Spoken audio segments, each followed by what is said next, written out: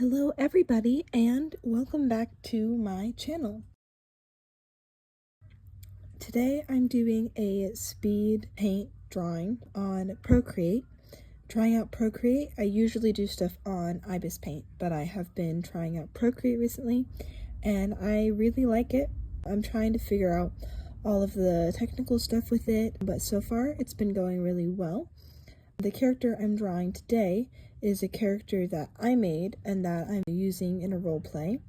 Her name is Wylla. This one is me testing out how good I am at drawing different ages, because ages, especially for people with like a cartoonic art style like mine, can be very hard to interpret whether they are 12 years old or 17 years old. And so this was my attempt at that, and just making sure that body proportions and eye sizes and stuff like that were appropriate for her ages. So the story starts off when she's around 12 years old and then ends when she's around 17 years old. So I was working really hard on that and her expressions and that kind of thing, and just kind of getting a solidified feel for her design. But yeah, her color palette is very much blues and greens, and she has brown hair. And I made her design originally on Gacha Life because sometimes I just find that a lot easier when I'm not in the mood to draw. And so I made one on Gacha Life that I used to reference today when I was drawing. And yeah, she also has a pet cat named Shiften, who you'll see in a minute once I get to there. But my drawing process, I always start with the basic shapes and proportions, and then I go in with a little sketchy version in blue that's pretty close to what I'm gonna have finally, and then I'll go in with my line art to clean things up and make it all look nice and unified. Still trying to figure out which tools I used the best from Procreate. The ones I used the most for this one was Syrup for the line art, which is just already on there. It's not an extra brush that I downloaded. And then I was working on figuring out how to drop color easily and fill them in and be able to do the shading and stuff like that, since I'm used to Ibis Paint. But I really do like Procreate. It's a really, really good app. Obviously, the downside is that you have to pay for it, but there is a lot of extra features and stuff, like the fact that I was able to save a time-lapse version of my drawing, which I can post to YouTube now with a little voiceover, which I really loved. But yeah, I did shading, I tried some lighting and stuff, which I felt like made it feel very much more realistic. Got to add in my logos, and then I started drawing the cat. I draw cats a lot more than I draw people, but I have gotten a lot better at people recently. I might even throw up a picture of the very, very, very old art of Wylla for you guys to see. So I'm very, very proud of the improvement that I've made over the last little bit. I really like Shiften. I'm gonna say he's like a Maine Coon cat. He's very large. Definitely referenced Maine Coons a lot for his design. If you want to know some more details on their characters, they are set in a magical world. Wylla has the ability to enchant items that she creates. Like if she was to paint on something, she could then give it an enchantment. It obviously has downsides and stuff to it, which just adds to the whole complicated magical lore from the world that she comes from. And then Shiften also has an ability, and he can turn invisible. So they are both fantasy characters, which is why Shiften has blue stripes. It's just a biological trait that happened to him because of the story. And then there's Wylla, and Wylla has the red streaks in her hair. Both of them have eyes with different colors, because I thought that was really cool.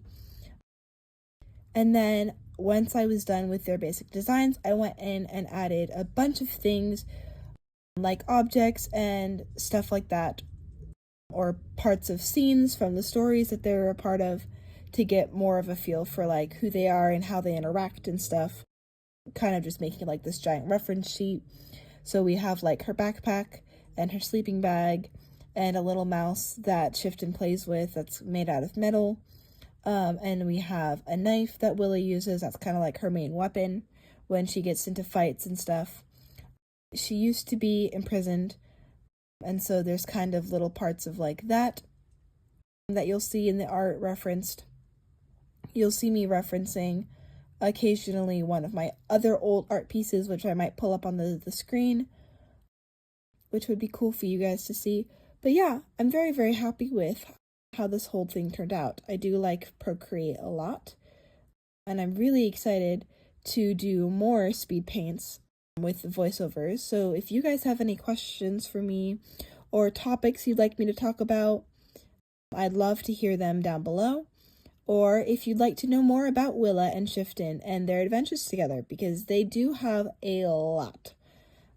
I've been working with these two characters for about a year and a half, so they have had a lot of book time and scenes and writing and development as far as all of that stuff goes. She has siblings owned by some of my friends.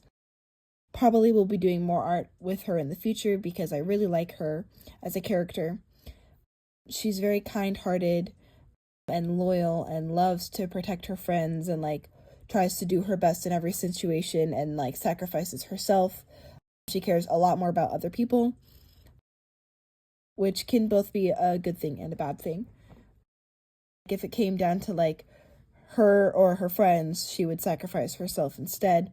So she's very, very kind and like has a really big heart for like taking care of those that she cares about. One of my favorite parts about this artwork is the fact that you'll notice on her knife, and both on her knife and her necklace, there are beads. And these beads she paints and makes for every single one of her family members or friends that she cares about and like loves and wants to remember and has like a special connection with. So her knife she gets when she's younger, around her like 12, 13 years old.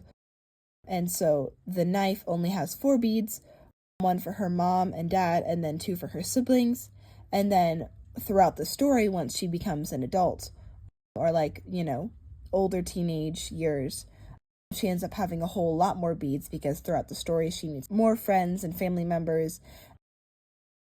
And there's like, you know, her nieces and nephews and stuff along that lines that she adds to it. And so then it becomes this necklace that she wears and then gifts to her sister later on.